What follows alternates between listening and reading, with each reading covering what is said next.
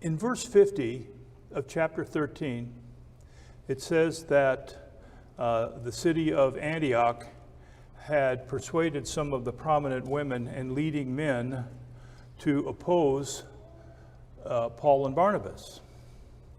That doesn't really say what, but it was the Jews who got the city officials to oppose them. So this is like the third or fourth time that the Jews have meddled in the preaching of the gospel, and in a negative way. So my question is, and I was going to do this last week, but I didn't read my notes.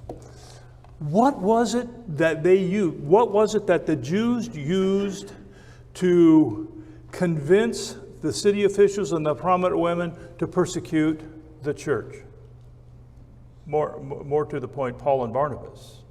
You want to answer that, Mike? Wasn't it when Paul talked about the message going to the Gentiles instead of the Jews? Are there in just a few verses earlier, verse 47? Right.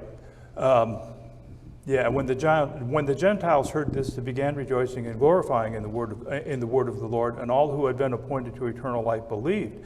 And the word of the Lord was being spread throughout the whole region. So here we have Paul and Barnabas teaching the gospel, and people believing it, and who gets upset about it? And who tries to use the city officials and the prominent women to do something about it? And Lee's going to answer that. Bill? Sprint, would you please? He's already out of breath. We're not really told what they used, but my supposition has always been that these men were teaching something that was saying that the gods they had been worshipped were no gods, and that it was going to upset the way the city was running, and they're telling them they've got to give up their old gods and their old ways. That's enough to disturb a lot of city officials. You just stole all my thunder. Well, you asked him to. Yes, I did. And I knew he knew. So the point was that they used, the Jews and the Gentiles and the leading men and the prominent women, they used this argument that Paul and Barnabas were teaching that your gods aren't gods, and that there's only one God, the creator of heaven and earth. And that just didn't set well with some of them, because it goes against what they've been taught all their lives. And to the best of my knowledge, there were no miracles taught in Antioch. There were in Iconium and Lystra, but not in Antioch. But certainly the word, and here's the powerful part, the word, the gospel that Paul and Barnabas taught was enough to make people believe. And not just one or two, but many people. And then those many people would take the word to other people, who would take the word to other people. And you see how the church would expand, and that this message was fresh. It was refreshing. The fact that God loved them, because the gods that they had all had personalities like human beings. Anger, wrath, revenge. None of that is with our God. So I think they used that against them and ran them out of Antioch. And so I wanted to point that out. Wait a minute, where's that little thing? Here we go. Now, if this will only work. So after they had gone through Cyprus, through Salamis and Paphos, they came over here to Perga, and from Perga, go away. From Perga to Antioch. If I'm not mistaken, that's about 100 miles, 125 miles, something like that. Now they're being run out of Antioch, and they're going to come down here to Iconium. And from Iconium, they're going to go, I'll do this all at once. Well, they're going to go to Lystra and then Derbe. The same thing that happened in Antioch is going to happen in Iconium. Same thing. So in verse 1 of chapter 14, it says, oh, wait a minute, let me turn this. Nope.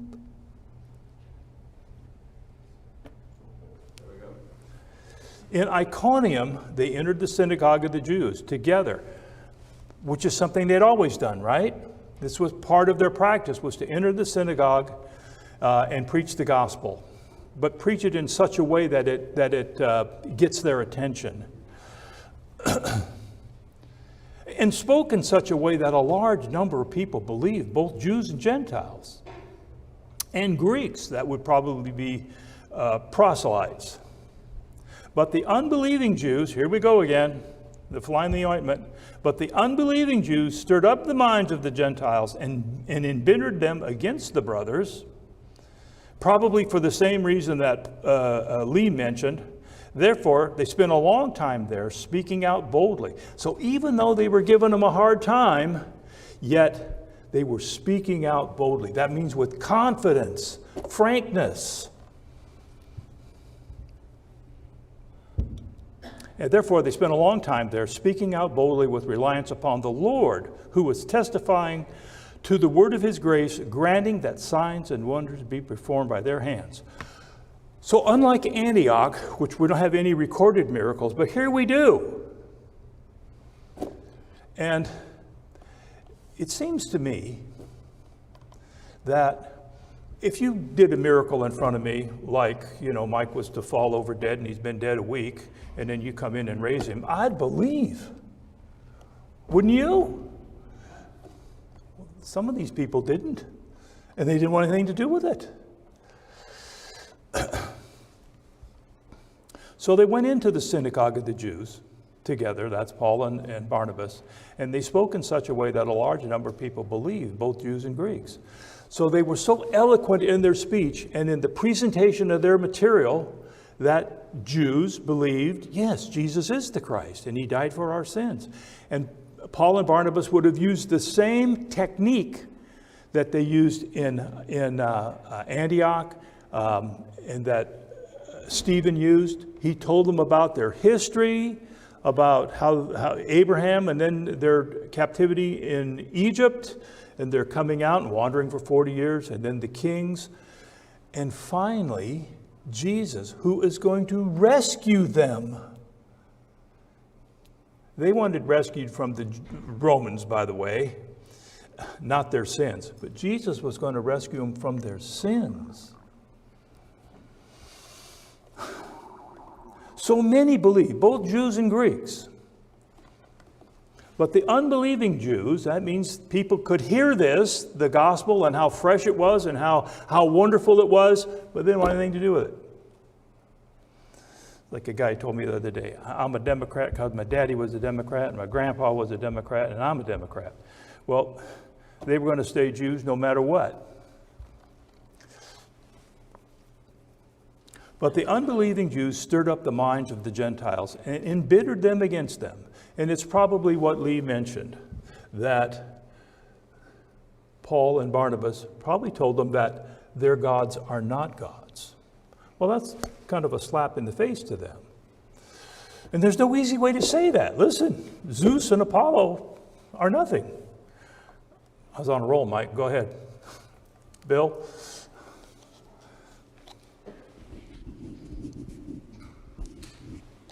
So it seems the mode of operation with the Jews, that it's not so much the message that's preached as it is the people who are preaching it. So they would have agreed with Paul and Barnabas regarding the fact that those gods that the Gentiles were worshiping were not really gods.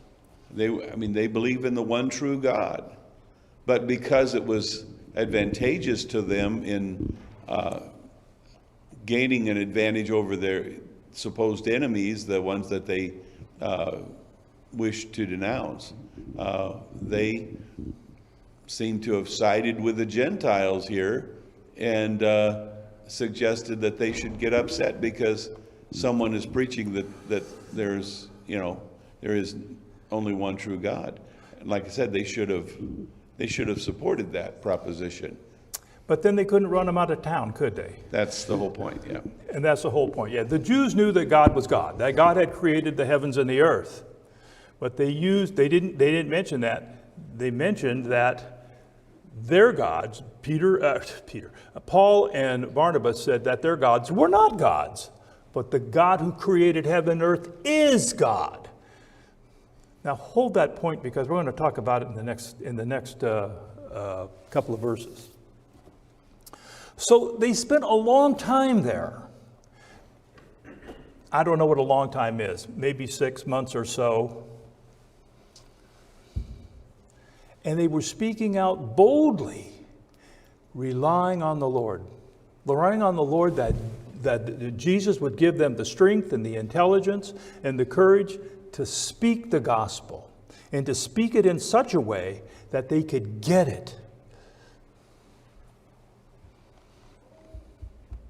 And it says that they were testifying to the word of his grace, of course, God's grace, his love, his loving kindness, his favor, granting that signs and wonders be performed by their hands. So in this case, in this city, they did perform miracles. Although I don't think it had a great deal to do with those that didn't want to believe.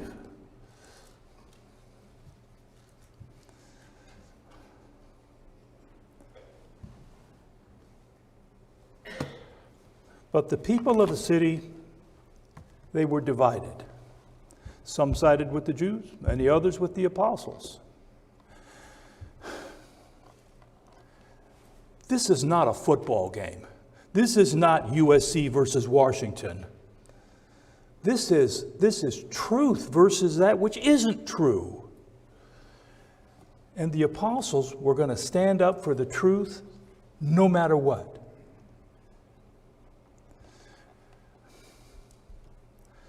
So I think after the Jews had a chance to think about this, they knew that they couldn't win this argument. Because there's so much evidence in the scriptures, in the Old Testament, that Jesus would come and that he was the Christ and that he would die and he would raise on the third day. Those are all in there.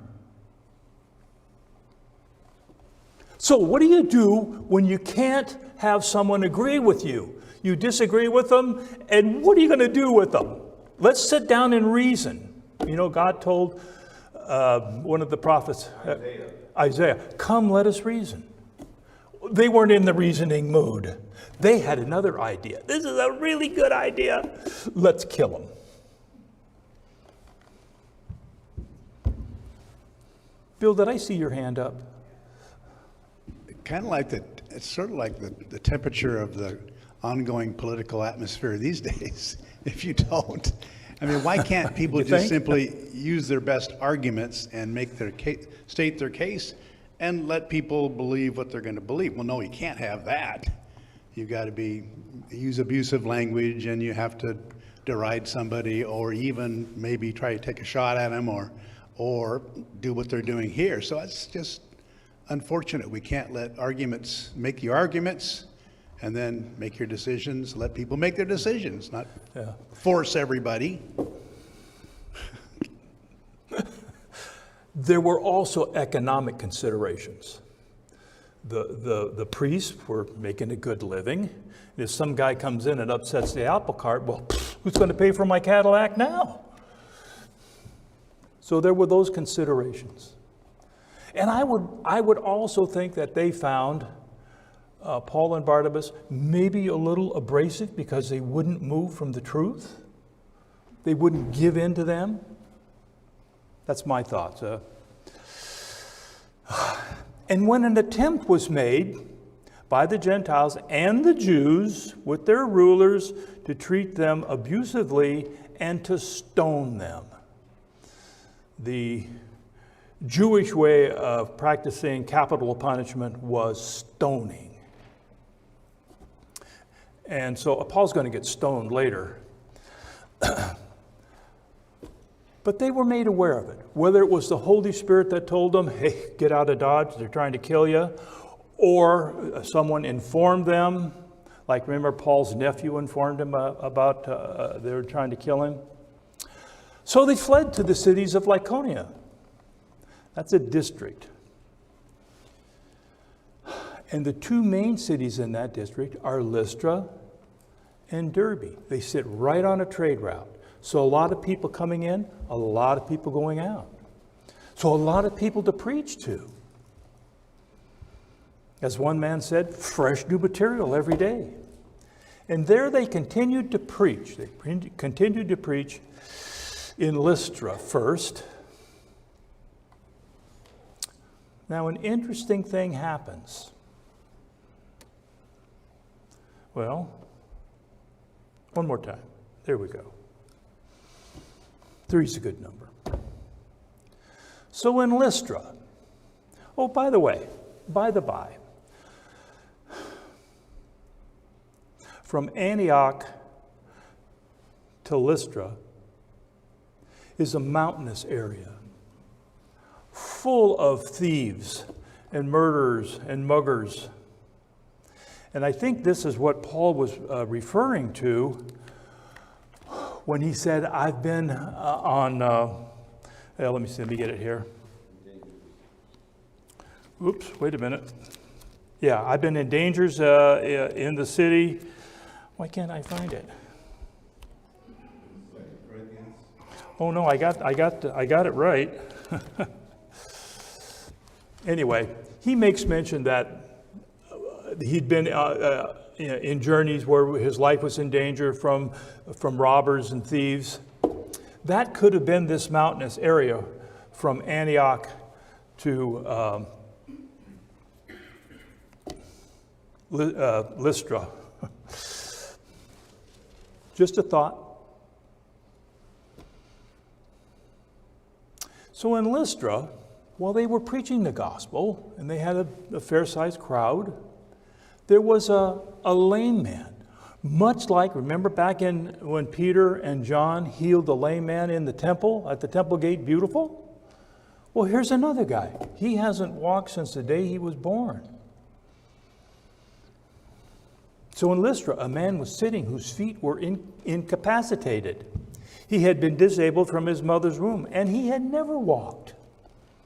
This man was listening to Paul as he spoke. Paul looked at him intently and saw that he had the faith to be made well.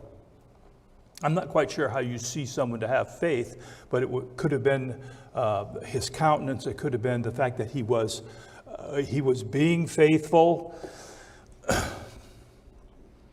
He was ready to accept what Paul had to offer. But Paul looked at him intently and saw that he had faith to be made well. And he said with a loud voice, "Stand up on your feet, Bill."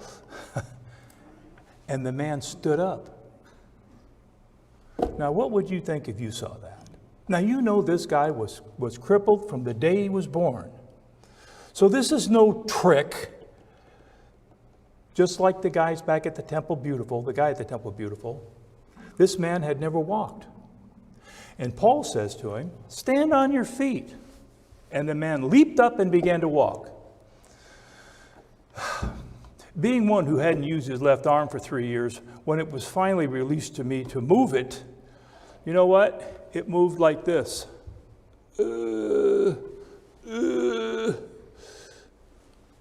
Slow. And it took me 3 or 4 weeks to get any kind of range of motion. This guy jumped up like it had never been lame. No soreness in his legs, complete muscle memory. And what would you think if you saw that? Just a minute, Kurt. What would you think if you saw that? I'd say, wow, now there's something I can't do. Go ahead, Kurt. Wait for Bill. Yeah, I had to have a little chat with my son. because he started watching videos where they allegedly healed these people who could never walk, and you don't know them from Joe Bob, whatever. You don't know these people, and so it looks pretty convincing. But we all know that people can act out. They can pretend. You can't trust them. And this is by the same guy who claimed that he prophesies in the church and they do healings, and you can't trust stuff like that on the internet, just because it's on the internet and just because they're acting it out.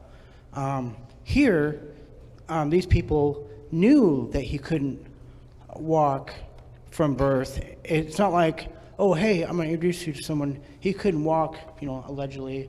No, they knew. It was evident. But today, don't believe what you see on the internet. They're just misleading you. Of course not. A side note to that. If anybody could ever get a hold of the tape of Marjo. Does anybody know who Marjo Goitner was? He was a dentist on the Bob Newhart show, but he was a grade B actor. He did some terrible movies. But as a kid, as a 5-year-old, his mother taught him 5 Bible lessons, and at 5 he was preaching. And when he was an adult, of course, he saw that the whole thing was phony. And so he put a camera in his coat, and he went to all these healing sessions, tent revivals and that sort of thing, and he exposed them for what they were. They caught him counting money and saying, yeah, well, I got my Cadillac, now how are you going to get yours? And so on. It's phony. Anybody today who says they can perform a miracle is a liar. If they could, let's go out to Children's Orthopedic Hospital and clean that place out. And then we'll go down to Tacoma and we'll do it there. And we'll go to every state and clean those out. But you think someone would do that? No. All right, Mike, now I'm tired. Go ahead. Okay. So,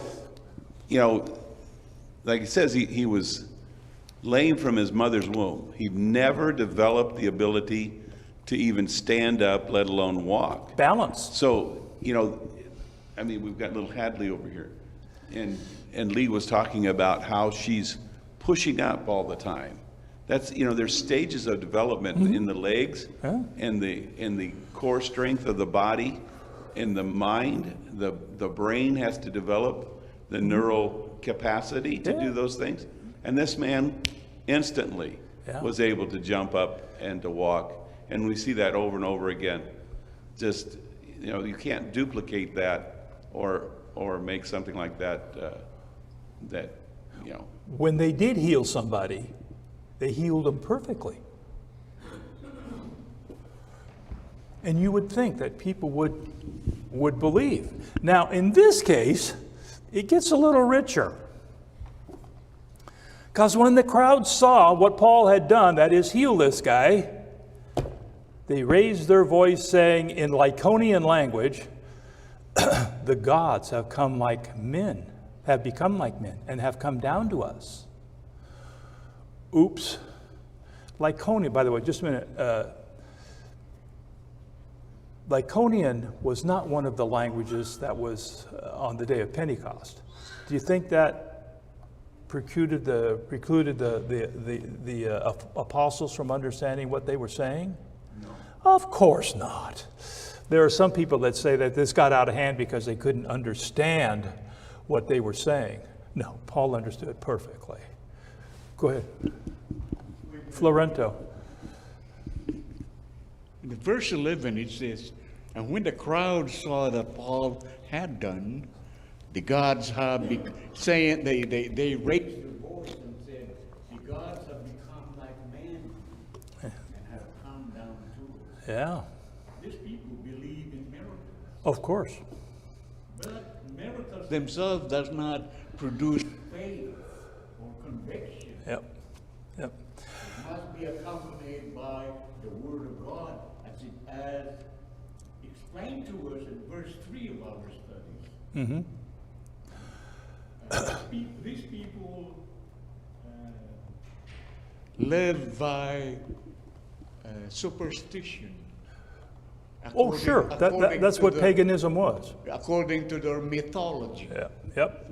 And so this is the type of people that the missionaries were going against with.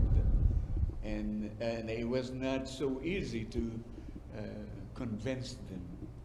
And that is the situation as a Christian we will find ourselves when we are dealing with people outside who never have no idea about the Lord and the salvation that we enjoy. You kind of put yourself in this position. But if you were a pagan and you had not heard the gospel yet, and you see something like this happen, what would you think? Well, they thought exactly what they should think. Hermes and Zeus have come down, and they've taken the form of men. But it gets worse. So they say the gods have become like men, and they've come down to us. So here's Zeus and Hermes in the flesh. What should we do? And they began calling Barnabas Zeus and Paul Hermes, since he was the chief speaker. Notice something that's happened here. Remember when we started off in Cyprus, Barnabas was the chief speaker. Now Paul's the chief speaker. Did I miss something about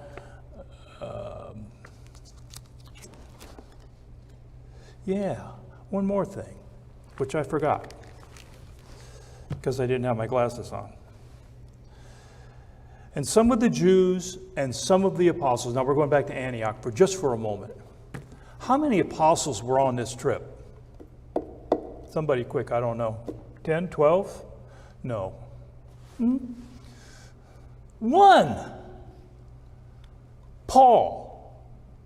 Barnabas was doing the work of an apostle, but he was not an apostle. He was probably not at Jesus' baptism. He was probably not at his death. He probably didn't see him right away after he resurrected. He probably wasn't at the ascension.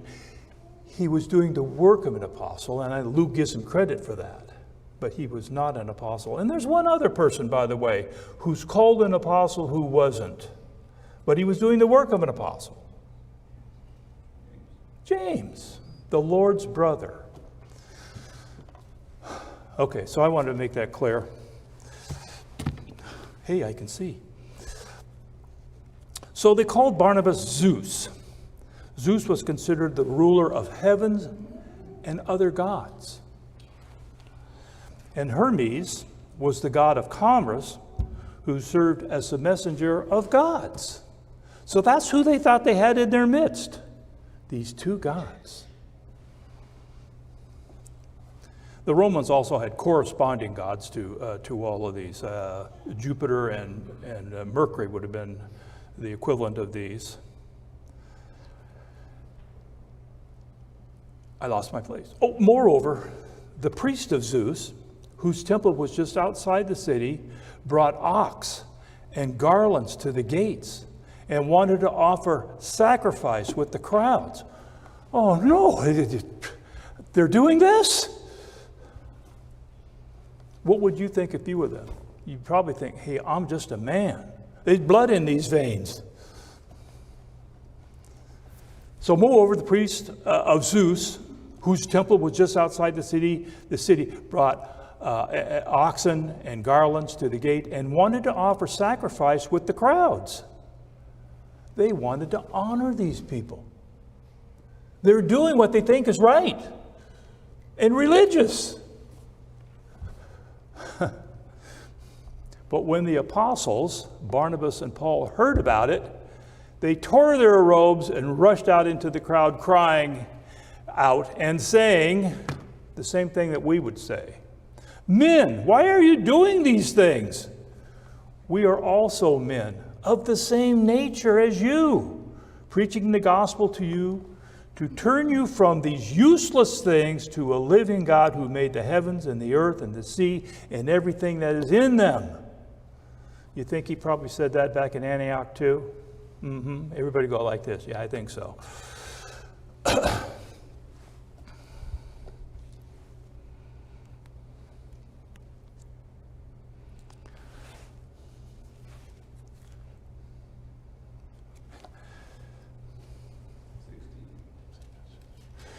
Yeah, to tear their clothes. I knew I had it here somewhere. Because they went. And clothes in those days, by the way, were expensive. Most people only had one set. If you were rich and well up, maybe you had two. And here they done trashed them.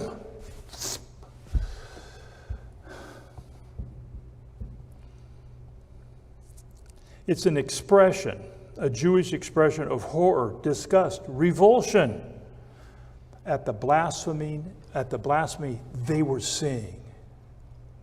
Now, these people didn't know that. They thought they were doing a good thing.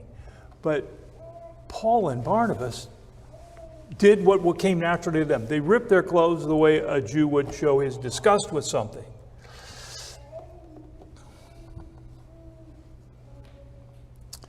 And he tells them, men, why are you doing these things?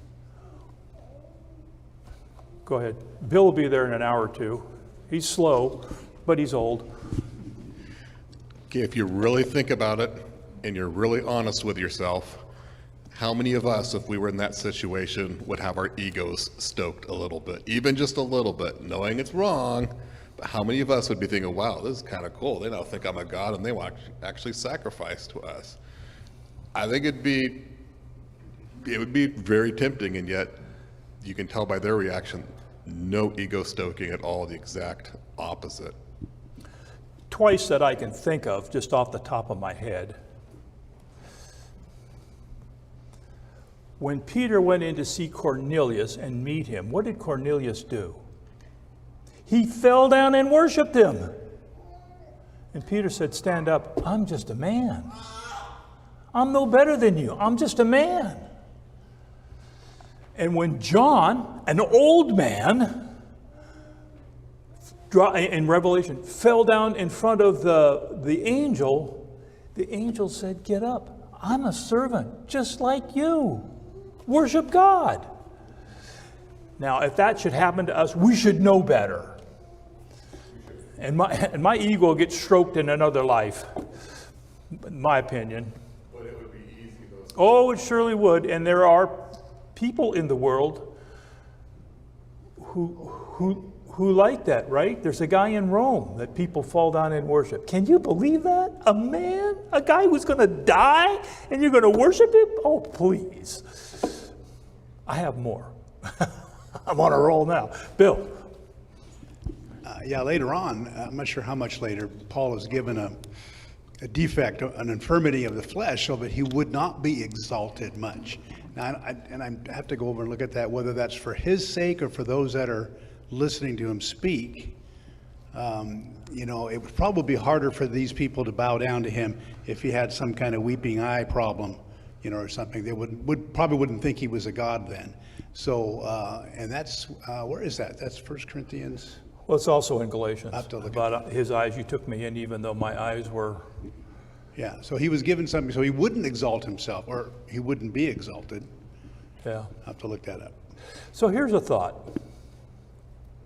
about paganism. And it's, paganism is alive and well. In Isaiah 44, and I think when the scriptures talk about people who would worship an idol, sometimes I think there's a little sarcasm there. In Isaiah 44, well, just let me read it to you. 15 through 17. Then it becomes something for a man to burn, so he takes one of them and warms himself, and he makes a fire to bake bread. He also makes a god and worships it, and makes a graven image and falls down before it. Half of it, this is a log he had cut down, half of it he burns in the fire. Over half Over this half, he eats meat and he roasts a roast and is satisfied. And he warms himself and says, I am warm. I have seen the fire. But the rest of it he makes into a god, his graven image, falls down before it and worships and prays to it and says, deliver me, for you are my God. This says, deliver me from my enemies, for you are my God. How many of us, or how many, forget us, how many normal people would fall down before a chunk of wood that they carved out themselves and worship it? From an intellectual point of view, that does not make sense. And then, go ahead. Reference that verse, it's actually in 2 Corinthians. I mean, this is applicable to what Andy's asking. Because it would be tempting for them to think, wow, you know, all these people are wanting to exalt us. So 2 Corinthians 12, verse 7, and by reason, this is Paul speaking, by reason of the exceeding greatness of the revelations, that I should not be exalted over much, there was given to me a thorn in the flesh, a messenger of Satan to buffet me, that I should not be exalted over much. Doesn't really say there whether he's exalted in his own mind or other people are exalting him, are tempted to exalt him, but he was given that so that what Andy's talking about wouldn't be so, likely to happen. Right. We need to be humble in this lifetime. We'll be exalted at the right time. When we pass away and when we go into heaven, there you'll get a ticker tape parade. But here we need to be humble. And anyone who cannot humble himself is going to have a whole lot to answer for it. There's also another story about paganism. And that's in, just a minute, I got it right here. I know I said that last time, but I got it right here. 1 Kings 18, 21 through 40. This is the story of Elijah making for lack of a better word, a bet with the prophets of Baal. He said, let's make 2 piles of rocks. What's that? Altar, thank you. It gets worse. Sometimes I forget my name. Let's make 2 altars, one for Baal and one for the Lord. And Elijah said, listen, you take this oxen and you cut it up and you put it on there and you pray to the Lord, and pray to your God Baal, and if he takes it, then we'll know that he's the one we ought to be worshiping. Or if we take this oxen and cut it up and put it on this altar over here, and the Lord consumes it, we'll know that the Lord is the Lord. So what was the outcome of this? Well, there were 450 prophets of Baal. And they made their altar, and they put the meat on it, and the fire, or the wood, no fire, just the wood, and put the meat on it. And then they prayed to their God, please, set this thing on fire. They did it all day. They did it all afternoon. They cut themselves. Nothing happened. So Elijah says, you know what? I think it's time I do mine. So he said, just to make this fair, I'll put some water around it. So he had some water put around it. He says, you know what? Let's do that again. And put some more water around it. And he said, you know what? Let's do it again.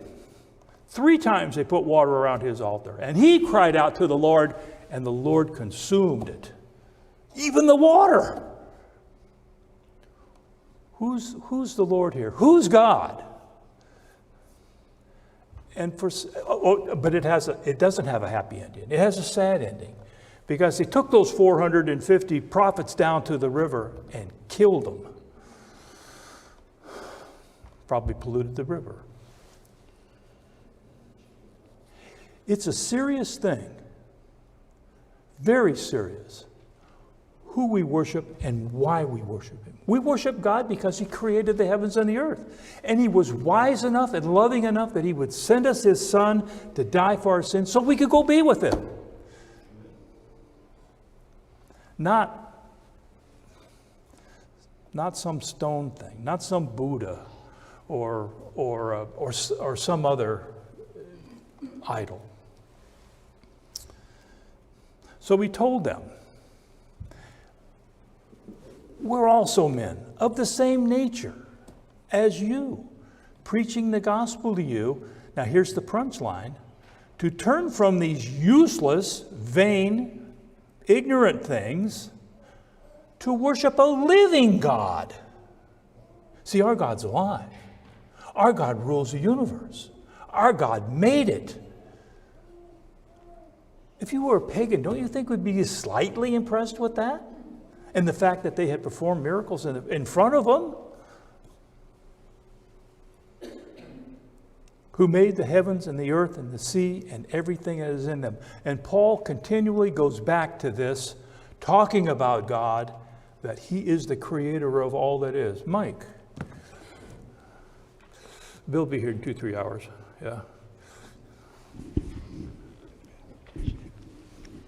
You know, when you hear people talk about how they would be so impressed by witnessing a miracle, I think how foolish that statement is, because we have in this one volume right here that we call the Bible, man's experience in so many different instances that demonstrate the power of the one true God. The ones to whom Paul and Barnabas performed the miracles, they probably did not know the story of Elijah and the prophets of Baal. They didn't know the story of the crossing of the Red Sea. They did not know all of the different demonstrations and manifestations of God's power that we have available to us right here in this book that we ignore. Oh, I mean that we should read. But we do, and we need to pay heed to it, because that's where the wisdom of God is found and the power of God is found. Yeah. There are 35 recorded miracles that Jesus did. When you read through Matthew, Mark, Luke, and John, some of them are repeated, but there's only 35.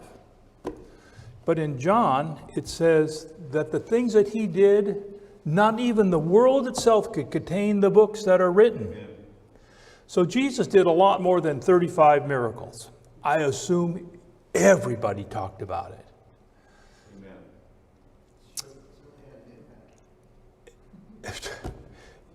It didn't have the impact that it should have had, because when Jesus was before Pilate, who wanted to release him, by the way, these guys asked that he be crucified. All those miracles did not soften their hearts. And that seems to be the case with most miracles. I think the children of Israel were 3 days across the Red Sea when they started chirping. Florento, too. Yeah, we kind of experience that with people we talk to sometimes. We can show them the literal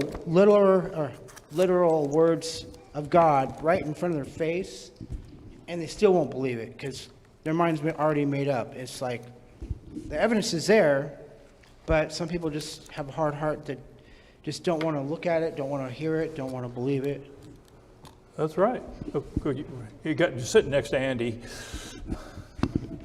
To build on what Mike said, though, we already have miracles right here presently in front of us that we see all the time. We have the miracle of creation. And as our generation understands more, and we understand DNA, we understand the human cell or the biological cell, the evolution and other theories cannot explain those kinds of things. We also have the miracle of the scriptures, in that all the fulfilled prophecies, and we have the evidence that we know that those prophecies were written long before it was ever fulfilled. Yeah. We have those miracles, and yet what does so many of mankind do? They just dismiss it away as they come up with all, Yeah. that too, the preservation of scriptures. But a lot of mankind, we just dismiss it. Yeah. No, that's not true. Florento, Bill. Florento, you be the last one. You're already 1 minute over. You know, how easy would have been for the missionaries, Barnabas and Paul, to accept the style of worship that Oh, the yeah. unbelievers are doing, and pretend and take this honor as a basis for teaching him the truth. But really, that is not how the servants of God operate. That is not how Christians operate. The way we do is to tell the truth, because the truth set them free. And this is the reason the verse where the apostle said, God who made the heaven and the earth and the sea and everything that is in them. In other words, he is persistent. Yeah. That there is no other way to salvation but through God. And this is what their meaning is, to tell the truth. So let me ask you a quick question, and then we got to go before a great big hand comes through the door and pulls me off of here. Would you rather have people fall down and worship you, or would you rather be humble and wait for the glory that's heaven? There's no comparison. Heaven is going to be so good that there's nothing to compare it to. And to have some guy that fall down and worship in front of you versus heaven, because those that accept worship from other people, I wouldn't want to be them in the judgment day.